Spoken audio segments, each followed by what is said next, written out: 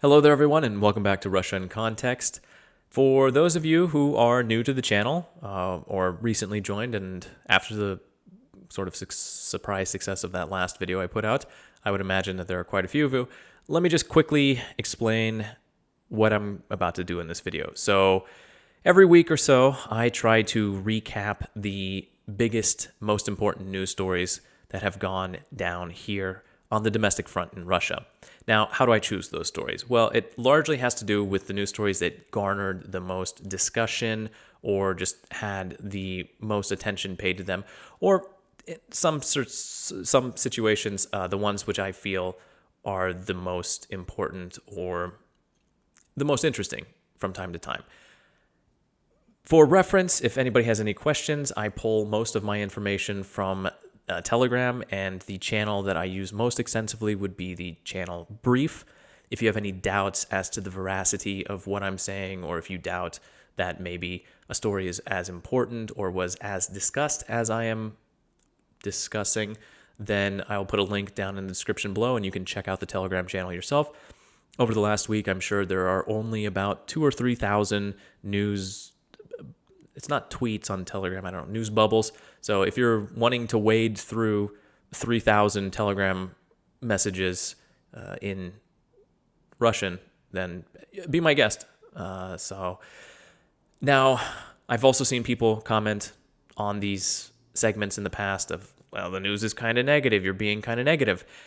And to that I would say, well, that's the news. If you don't like it, then I guess that kind of sucks. And maybe that says something about either how news is presented at large or what stories are just coming up again and again in the media here. I'm not at fault for that. Like, don't kill the messenger, don't shoot the messenger. But with this quick-ish, kind of ramble-ish introduction out of the way, let's actually get into the top news stories from May 22nd through May 29th. So the biggest news story from this period of time is actually the most recent one, and it is one that is still developing. As I film this, basically the tax reforms that I had mentioned a week or 2 weeks or a month ago, they've been discussing it for some time now, and those tax reforms are actually moving forward in the government. We actually now have a better idea of what they're going to look like. So in the past in Russia, it was a flat 13% tax on all income. Now, and I have to open the exact percentages, now for people who earn up to 2.4 million, they will not be affected. So their tax rate will still be 13%. For all income from 2.4 million up to 5 million, so anything above the 2.4 million, 2.4 million to 5 million will be taxed at 15%. Anything from 5 million to 20 million will be taxed at 18%. 20 million to 50 million will be taxed at 20%. And anything above the 50 million mark will be taxed at 22%. In rubles, of course. This has gotten a lot of people agitated, and I would say I don't really understand why. You can come at me in the comments. I'm personally kind of a fan of progressive taxes. It's not like a weird or wild concept for me. And I actually went ahead and did a little bit of figuring numerically as to how this will affect people. So I went ahead and I figured out the previous taxes and the current taxes. Again, nothing is finalized right now. These are all percentages and numbers that could be changed when it is discussed in the Gosduma tomorrow. Literally tomorrow on the 30th, Thursday of 30th of May. So things could change, but I don't think they'll be moved around too much. So we're going to be looking at how much people paid in taxes before at the flat 13% versus how much they will be paying now with this graduated income tax. So again, for people under 2.4 million rubles per year, nothing changes. It's the same. I figured for a person who earns 2 million rubles a year, they pay 260,000 rubles in tax. For a person up into we'll say a little bit up into that next tax bracket, somebody who earns 4 million rubles a year, in the past, they were paying 520,000 rubles a year. In the new tax bracket, they will be paying 550,000 rubles a year. So an increase of 30,000 rubles, or about 300 some dollars. I'm going to be putting the figures at the bottom because I have not done the conversions between rubles and dollars in my head. For somebody who earned 8 million rubles, in the past, they would have paid 1.04 million rubles in income tax, and now they will be paying 1.24 million rubles. So that is a bit more noticeable. 200,000 rubles is no small change, but neither is 8 million rubles in income. But that would still probably be considered middle class. I would suppose maybe more like really upper middle class, but middle class nonetheless. We hit up to 16 million rubles. In the past, 2.08 million is what they would have paid in income tax. Under the new tax system, they will be paying 2.32 million. So there we have an increase of 240,000 rubles that they'll be paying per year. Again, sizable. And then we step up, not into the final tax bracket. Anybody who's earning more than 50 million rubles a year, like, good for you, whatever. But let's pretend somebody who's earning 24 million rubles a year. So the penultimate tax bracket. In the past, they would have paid 3.12 million rubles. Under the new tax bracket, they would be paying 4.2 million rubles. So that is where we see really the first, I would say, serious jump. All those other ones, it's noticeable, but I don't know how serious it's going to be. Obviously, for the, we'll say, middle class and the upper middle class, it is going to be a noticeable chunk out of their disposable income. For people who are lower middle class, like I said, the person who is earning, we'll say, 4 million rubles a year, an extra 30,000 is really not that noticeable. I would argue it depends on the family situation, but we'll talk a little bit about that too, because the government is planning certain exemptions for groups of people. I suppose we can just talk about that now. The government is planning to exempt all soldiers. So anybody who is currently fighting in Ukraine will be exempt. They will pay the flat 13%, not exempt from all taxes, but they will not be forced to pay extra, because one of the main draws to a military contract currently in Russia is that it pays really extremely well. And if they were then bumped up into the extra tax bracket, it would still pay extremely well. I mean, like, they would be losing, I don't know, 10, 20, 30, maybe 40,000 rubles, which versus what they would be earning potentially in their villages back home is peanuts. But regardless, they have made an exemption specifically for special military operations soldiers. So they're clear.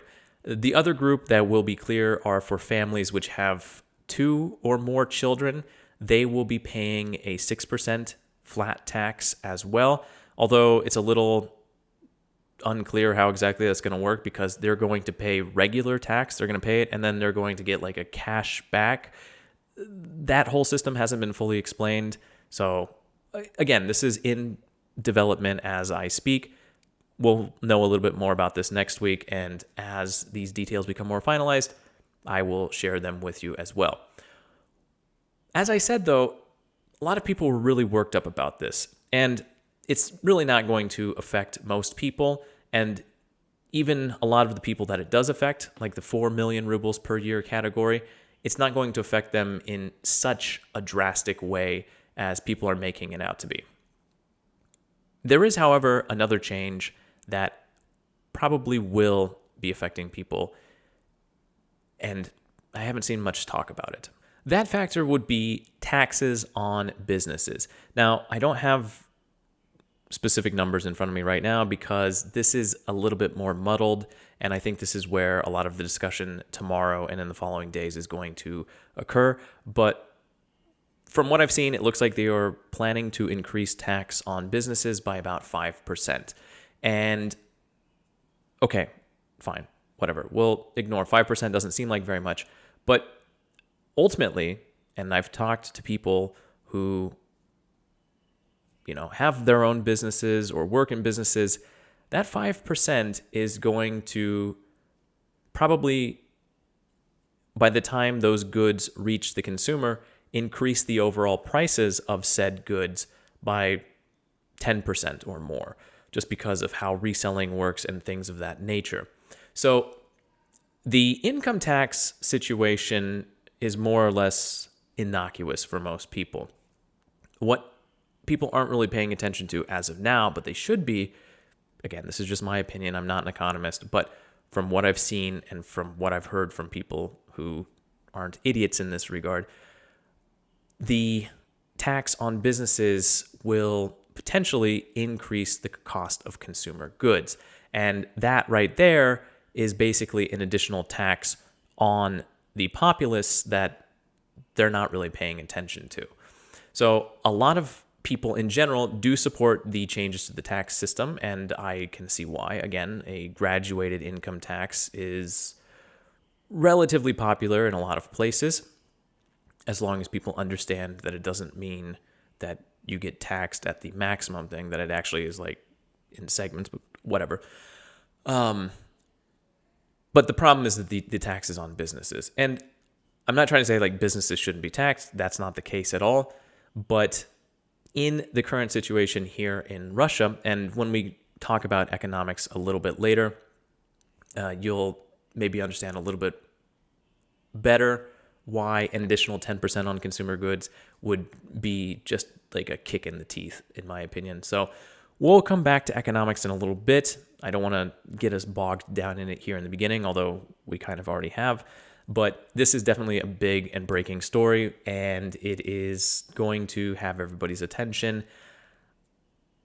There might be a reason that they're doing it right at the beginning of summer when people are kind of not paying attention to the news as much right now and kind of thinking more of holidays and getting away from it all.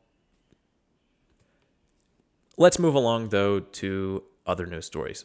Arrests. There were a lot of arrests of top-ranking military officials.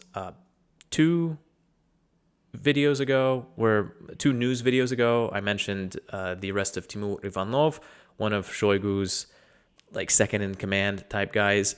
Since then, there has been the arrest of Kuznetsov, who is I'm not going to translate this in English, the Начальник Главного управления кадров Минобороны. He's a high-up guy. He was suspected of large-scale corruption. They found massive foreign currency reserves in his home that were worth like 100 million rubles. They found gold coins, really expensive watches, all sorts of luxury goods. So, yeah. Another one who was arrested, Ivan Popov, who is the former commander of the 58th Army here in Russia, is accused of illegally selling metal worth about 100 million rubles. This is a more controversial arrest because some rumors are going around that he's not the one who actually did it. It was that his former superior was responsible for it, but that superior was killed, and now the burden of that crime has fallen onto him. Others are saying that since he was kind of like Prigozhin, where he openly criticized the government, and he was very much on board with Prigozhin's messaging about a year ago, and that maybe they're out to get him to pay back. Others think that this is revenge for him failing to build up defenses in the Zaporozhye area. I don't know. I don't care. He's arrested. There's probably a reason for it. Vadim Shamarin, if I'm pronouncing that correctly, who is the Zamglava Genshtaba, again, high up guy. He got arrested for a 36 million ruble bribe.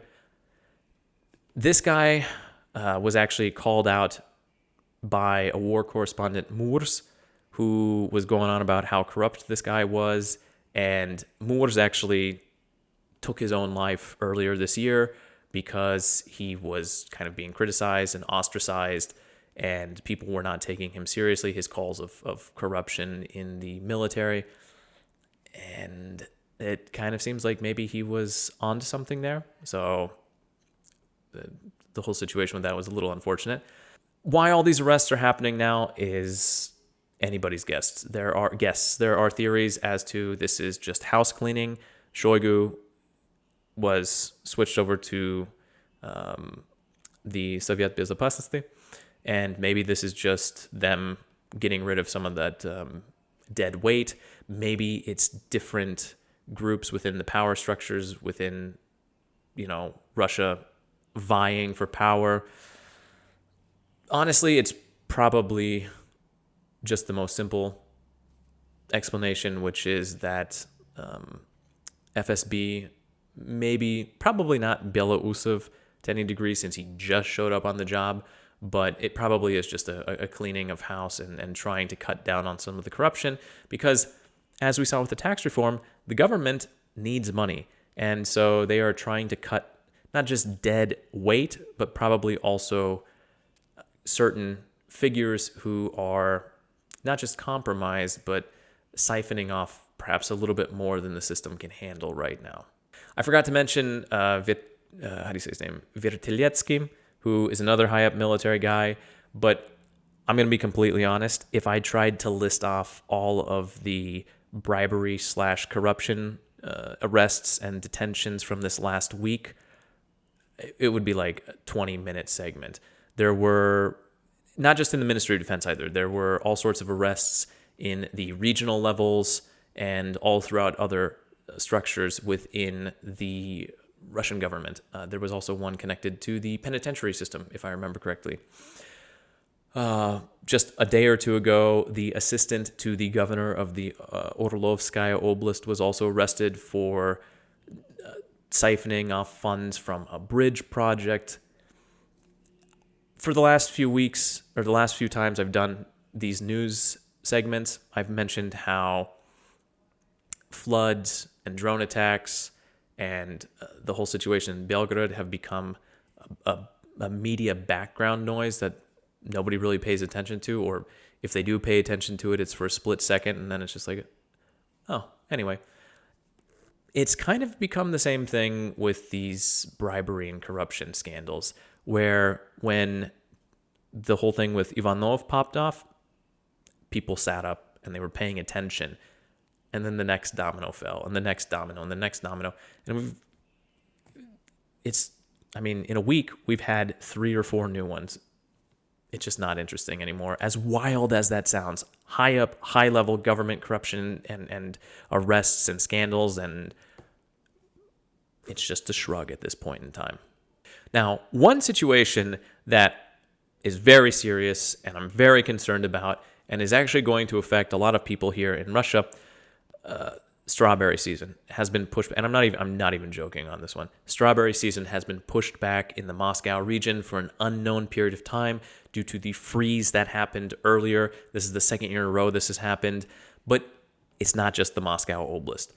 This is happening in the Saratovskaya Oblast. Governor Roman Busargin, he declared a state of emergency because of the damage and the death of the crops that came as a result of the freeze. Lipetskaya Oblast lost 40,000 hectares.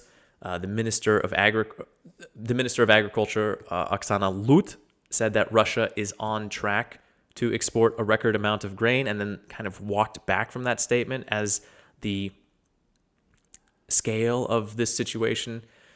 The harvest of apples is completely jacked, and the government is already thinking of opening up imports to other countries to offset the but like the massive drop in harvest that's going to happen here this year. The Novosibirsk region is thinking of declaring a state of emergency for agriculture because of a delayed sowing season. The federal government now is planning on bumping up or declaring a state of emergency in agriculture. Just the entire European part, and with Novosibirsk, that's Siberia too, but the entire European part of Russia, Central European part, I guess I should be a little bit more specific. Like, frost in the beginning of May damaged 50 to 70% of all flowering apple trees. And that's a lot. So that's pretty much 50 to 70% of all apple trees are not going to produce apples this year in the Central European part of Russia. Honestly, I have so many more just little notes there. Like I said, the grain forecast, the record harvest forecast that they had pushed forth early this year was 142 million tons, and they dropped it back to 129 million tons, which is like a 9% decrease, and it could potentially decrease even further. It's bad.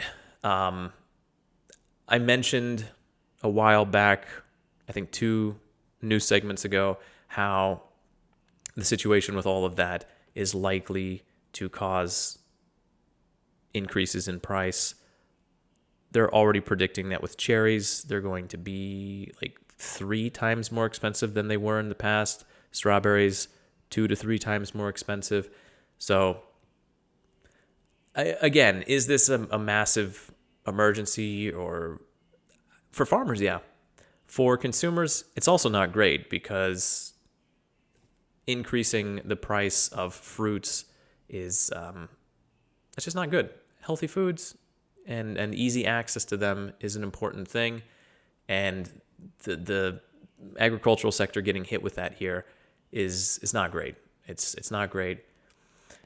And God damn it, I love strawberries and cherries, and I mean I'm gonna pay for them, but that I'm not looking forward to the price hikes, I guess. So I'm a little biased in this news story, but I feel like most people are not happy about this, and I feel like a lot of people aren't really clued into it, because in most countries, farmers get ignored, and what's going on in the agricultural sector is just somewhere out there in the countryside. Even for people who live closer to the agricultural sector, a lot of times they're not really clued into it. So it's something to pay attention to. I forgot to mention with the background noises, the news stories that nobody really pays attention to. Flooding is ongoing too. Although now it's happening in Yakutia, which is like the far Russian east, up by Alaska type Russia. They're hitting their flood peak, or they're getting ravaged by floods right now, because the spring ice melts are larger than normal. So the rivers are overflowing there too. But who's surprised at this point?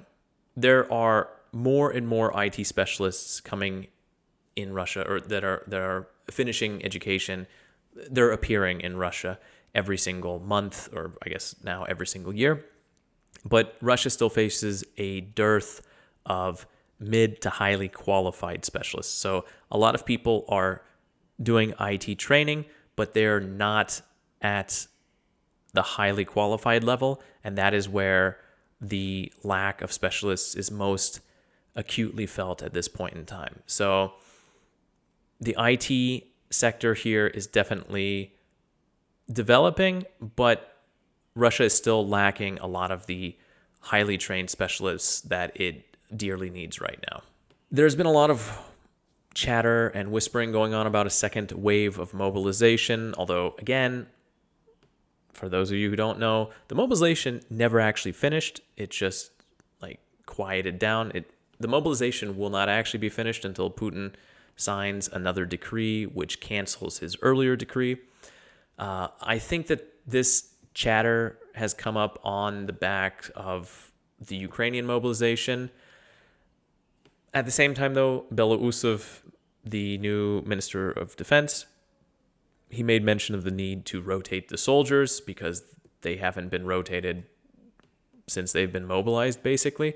And the only way to rotate a mass number of mobilized soldiers would be to mobilize more soldiers. There was also talk from Viktor Sobolev, or I don't know how you say his name. It's probably Sobolev, but maybe not.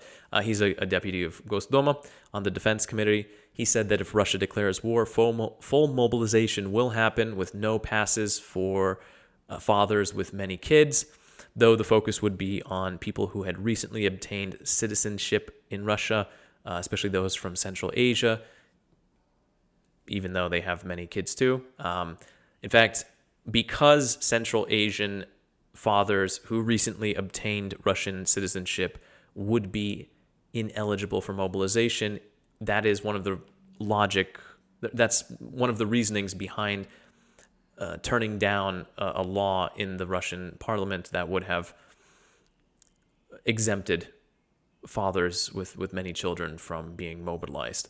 Is a mobilization or another wave of it going to happen in the near future? Probably not, but I always find it disconcerting and a little suspicious when they say that they're not going to do it, but then they just spend a bunch of time talking and making laws and explaining how things will happen if they're going to do the thing, but they're not actually going to do it. Oh, okay, sure. And the last non-economic big news story would have to be with the Taliban. And I'm going to have to put this stupid text at the bottom here. They are discussing in Russia of removing the Taliban from the list of terrorist organizations, which is an idea that would make it easier for the Kremlin to strengthen ties with Afghanistan. There are a lot of people who support the idea, but there are a lot of people who think it's maybe not a great one. I'm going to paraphrase the politician, historian / granddaughter of former Afghan Prime Minister Mohammed Usufzai.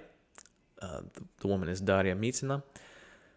Basically, no trade between the two countries, between Russia and Afghanistan, exists, and pipelines that could be going through the region are not even going to be properly guaranteed protection. Pipelines would be one point of interest that Russia would have with Afghanistan. China hasn't even invested in the region because they are worried. The Taliban is a terrorist dictatorship which hinges on the use of violence to enforce extrajudicial decisions. They've even made attacks on Tajikistan, so they haven't really changed their modus operandi.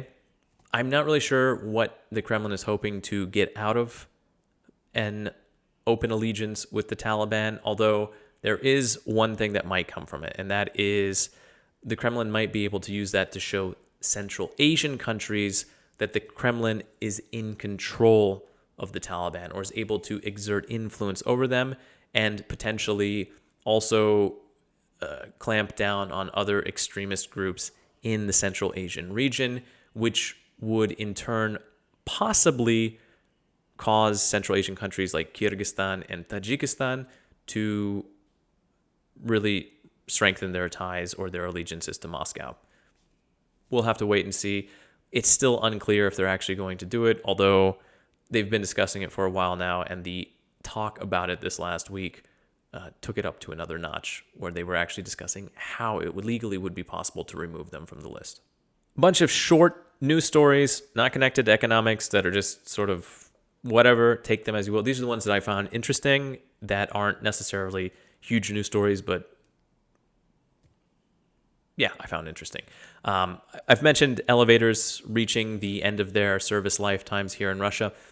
Elevators, 70,000 of them that are supposed to stop working. They're supposed to be replaced January 1st of 2025 are going to be given a 5-year extension because they just don't have any elevators to replace them. Up next, we have the return of the Berezka stores, which are going to be for diplomats. Now, Berezka was a set of stores in the Soviet Union that was only open to diplomats.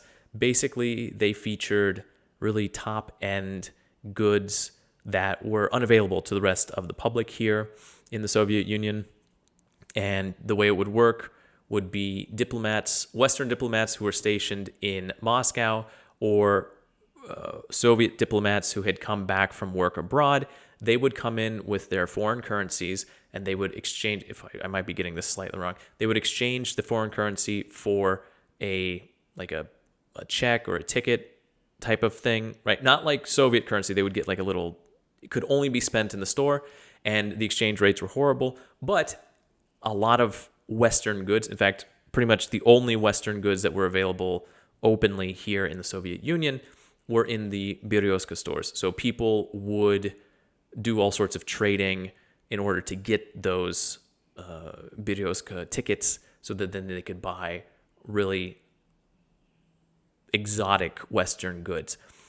Why they're bringing them back now, I don't really know. It's a little strange and not worrying, but I'm not understanding it. They say it's basically going to be a duty-free store where diplomats in Russia will be able to go and shop there and just have tax-free goods. But like, why? That I don't get that.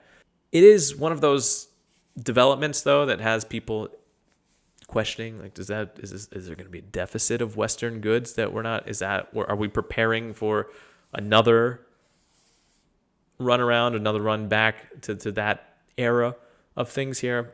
I don't think that's the case, but I also don't really understand this idea. I think it's kind of stupid, and I don't really understand it. So it's odd. It's odd, and definitely going to be interested to see a little bit more of an explanation as to what the hell they're thinking there. Tsargrad, which is a religious conservative organization slash like lobbying group slash internet portal, whatever. They have this website, and on their website, they actually have a section of trophy films. And when I say the word trophy, you should just understand pirated films, which are available for streaming for free. You literally just go on the website and watch them. They are all dubbed into Russian, so all of my Western watchers out there, you will not be able to watch them in English, and there's no subtitles from what I've seen, so there's really no good way for you to practice your Russian from it. I just think it's kind of funny because Tsargrad is usually supported by people who are really anti-West, and then they have this whole page on their website which is dedicated to like the morally bankrupt Western cinema, and they're like really proud of it. It's not fitting together in my brain as to the logic there. But I guess theft is good, the West is decaying, but like we still love Back to the Future or whatever. Speaking of entertainment or things for people to watch from the West here in Russia, Tucker. Now, Tucker Carlson didn't have a new interview, but he did, I guess, sign a deal with one of Russia's main television channels. Basically, the Tucker Carlson show is now in syndication, or what they're doing is they're taking old episodes from his YouTube channel or his website. They are translating them, and then they are uploading them to Smotrim, which is the online, it's the state television online portal, which has all of the available state-controlled television stations available online, and now Tucker Carlson in translation is there. So I don't know. I'm assuming he's getting paid by the Kremlin now, because that is like, he must have signed a deal for it. So is he getting paid in rubles? Or I remember when he was here, he was a really big fan of bread from Ashan, so maybe that's what they're hooking him up with. One last thing connected to film and TV, which is at the Cannes Film Festival, the film Anora won the top prize. I don't remember what it's called because I do not care. I'm not a cinephile in that way. And it's a film with Russian actors in it, and it's about Russian oligarchs. There's a lot of Russia stuff connected to it. And people here were really divided on it. Some people were really thrilled. They were going on about how it's really important for Russia to showcase its actors and its talent, and to, you know, have Russian characters in the limelight. Others were really upset because the characters in the story was very cliched. Although I heard I obviously have not seen it, but I've heard some people compare it to Pretty Woman, which just like, I mean, yeah, sure, maybe it's cliched, but everybody seems to love Pretty Woman, so what's the problem there? With the fact that it's kind of this dumb rich son of a Russian oligarch who falls in love with a stripper, and then his father is against it. And sure, I can understand why they're upset. I can understand why they're happy about it. I'm probably never going to watch it because I don't care. But, like, let's be real. Where's the cancel culture here? It's still out there. It's still winning prizes. And it's being done oddly enough, I think without the support of the Russian government. So if you like films and you're one of those people who is interested in that stuff, go check it out. And if you've seen it, or if you do see it soon, send me a message. I would be curious. I don't watch a lot of films these days, but if it's worth my time, I will be glad to check it out. Maybe I should do it for the channel. Maybe we'll see. We'll see where things take me. Putin just today on the 29th signed a new law which is going to create a registry of people who have fallen behind on child support payments. So like a list of, I guess you'd say, deadbeat dads, which is kind of awesome.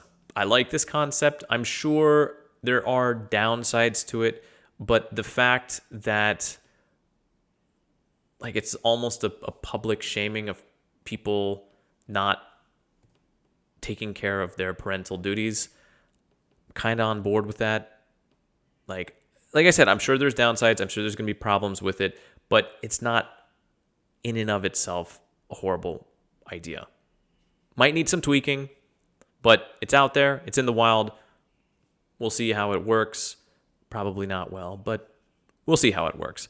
And the last thing I want to mention here about the news is that for the last 6 weeks, it's crazy, we haven't had any new foreign agents added to the list. And I don't know if everybody's on vacation or they've literally run out of candidates for the foreign agents list, or if the atmosphere and the mood regarding adding people to the foreign agents list is changing.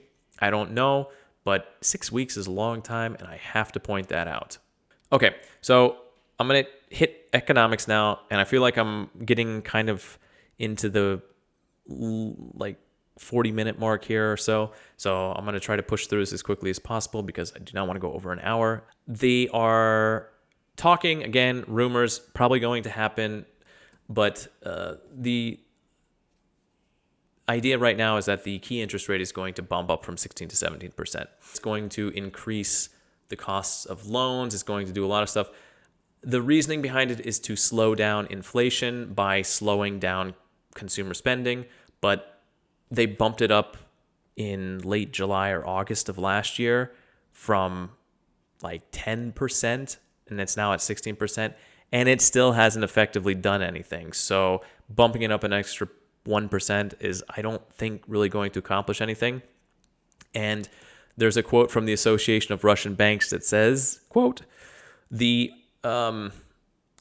key interest rate is already higher than the level of breaking even for Russian businesses, which is 7.5%, but it's also higher than the breaking even point for sales in 2023, which was 13.5%. As a result, for a number of producers in the machining industries, increasing production is held back by the inability to turn to credit resources or a significant risk of the appearance of operating at a loss and late payments.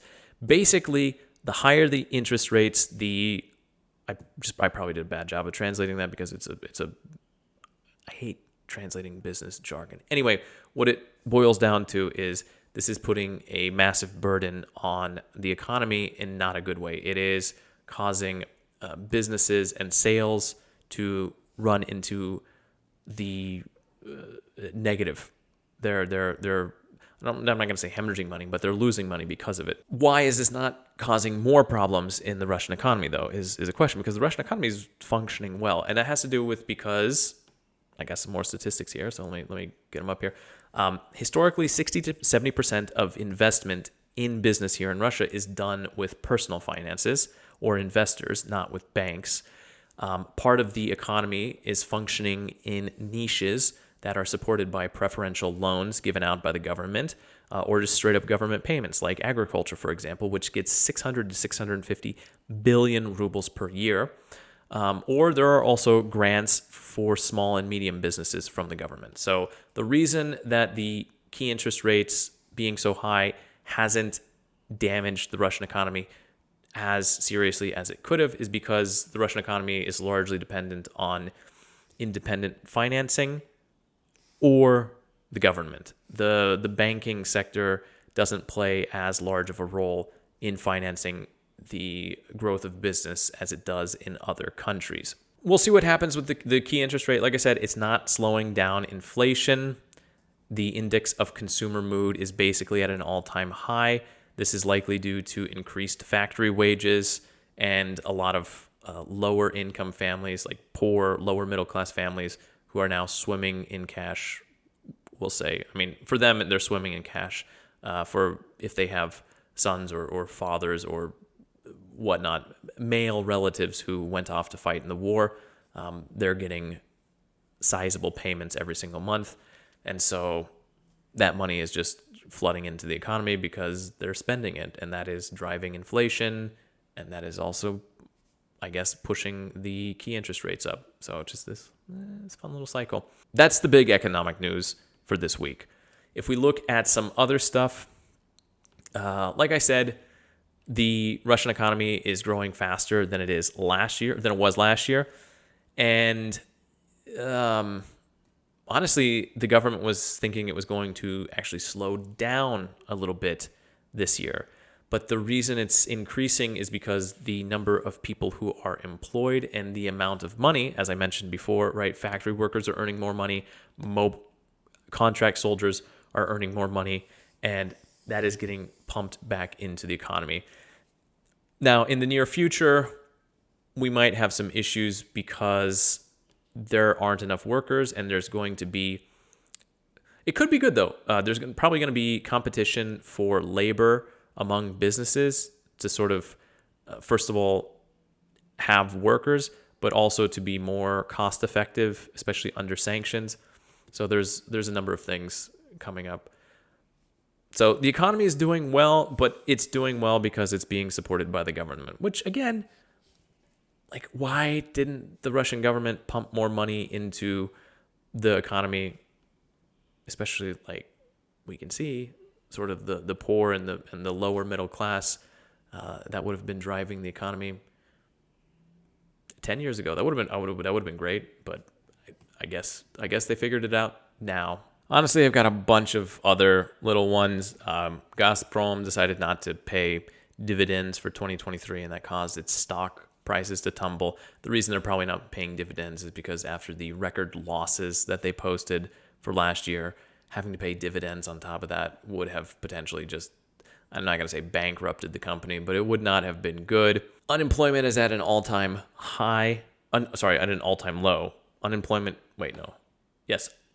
Is at an all-time low here in Russia.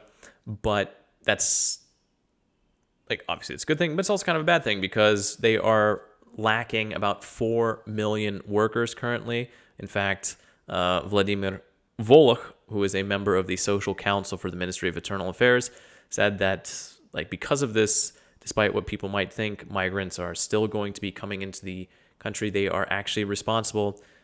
Migrants are actually responsible for 6 to 7% of the Russian GDP per year, that they are responsible for making life more comfortable. And if you live in Moscow, then you should clearly understand that because they are the ones who are delivering everything, and they are the ones who are doing all the kind of brutish work, I suppose. And that's probably the case everywhere. Entertainment spending is back up to pre-COVID levels. We have some news about summer vacations and the cost of trips domestically here within Russia. Specifically, I'm going to be talking about places in the south like Krasnodarsky Krai or Gelendzhik, Sochi. Those have all increased from last year by 15 to 20%. The price has jumped up by 15 to 20%, but that's not stopping people. They are still paying for it. That's largely because it's easier and in a lot of cases still cheaper than traveling abroad. 15 to 20%, maybe not necessarily cheaper. Depends. I think if you looked around, you could probably get a deal someplace, but it is still a lot easier. So people are still forking out that money, and that is, like, again, we got that inflation cycle going on. But it's not just holidays that have increased in price. It's going to sound weird. Tea is probably going to increase in price by about 10% this year. You watching in the States might think that sounds kind of stupid, but Russians love tea. I love tea. It's like literally an excuse to just drink boiling water in the wintertime. But I'm telling you, when you come inside from being outside, like walking around, it's been minus 20 and you're just like frozen to the bone, and you just slam a cup of near boiling water that's got some leaves in it, and you feel golden. There's nothing better. But there are better things. But anyway, tea is important here in Russia. Big deal. And a 10% increase. The cost of a lot of stuff is increasing by 10%. With tea, it has to do with logistics. And speaking of logistics, car dealerships. A lot of car dealerships are beginning to walk away from parallel imports, meaning that Western cars and Asian cars are probably going to start disappearing from the markets here. The reason for that is additional tariffs, which have made it more expensive to bring them in, and then also servicing the machines because of those additional tariffs and because of difficulties with payments, right? It's now becoming more difficult for Russian companies to make payments abroad. And so getting extra parts for those cars is becoming more difficult, meaning that car dealerships are not able to guarantee a year, whatever the 1 year, 2 year guarantee. It's kind of disappeared. So they're just walking away from that. As I mentioned, there are problems with the international payment systems here. China, Turkey, the Emirates in the past were all fine, but in the last few months, payments have gotten a little less regular there. There have been more problems with it. Instead of regular payments, though, Russian companies are turning to crypto as an alternative. I mentioned, I think about 2 weeks ago, that they were going to begin gasoline exports again, and that is going to happen. So from June through July, Russia will be exporting gasoline once again. What effect that will have on the Russian market remains to be seen. Will it cause prices to increase? Will it cause shortages? I don't know. What I do find interesting, though, is that today, the 29th, they made an announcement that they are going to classify all statistics regarding gasoline production. So, yeah. I mean, we'll be able to see the prices, the market prices, but we won't be able to understand if that's due to a shortage or what that's due to exactly. And the last piece of economic news that I'm going to share with you is just like a fun little fact, and that is, on average, each Russian citizen owns 20 grams of gold. Now, not everybody does. That's averages. I hope you know how averages works. But so in total here in Russia, in private hands, Russians own more gold than the government reserves in the central bank. They own about a total of 3,000 tons. Maybe it has to do with that sort of old distrust of the banking systems here, the desire to hold something physical instead of fiat currency. It might also be that when it became impossible to buy dollars and euros, that a lot of Russians, especially Russians with money, began buying up gold because it was still possible to buy gold. And you can actually take gold across borders, especially to places like Dubai and such. Yes, there it is. Like I said, I actually skipped over some of the stuff in the notes here because on the wing, I just decided it really doesn't make that much of a difference. And I'm kind of getting tired of rambling on at this point in time, just as I'm sure you're tired of listening to me ramble on.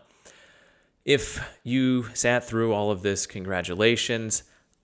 Now that the weather is nice, and as I saw after the last vlog style video, I definitely will be outside a bit more, doing more on the streets and just chatting style videos, showing some stuff of the city and explaining to the best of my knowledge. But I still am going to do these videos. I am a news geek, and I love following what's going on here. I think, it's important to understand what's going on in the country that you're living in. And even though things are constantly in flux, as they are in any country, but in Russia, it feels sometimes especially more so, even though things are constantly in flux, it's good to keep tabs on what's going on. And I don't know why. I mean, ultimately, there's not much you can do about it, especially here. But I also think it's good to share with you out there watching, because it gives you a little bit more insight into what's going on here. And it also maybe allows you to understand that politically, the BS that's going on in your country is really maybe not that much different than the BS that's going on here. At least on the domestic front, every country has its own BS. I guess those are my words of wisdom.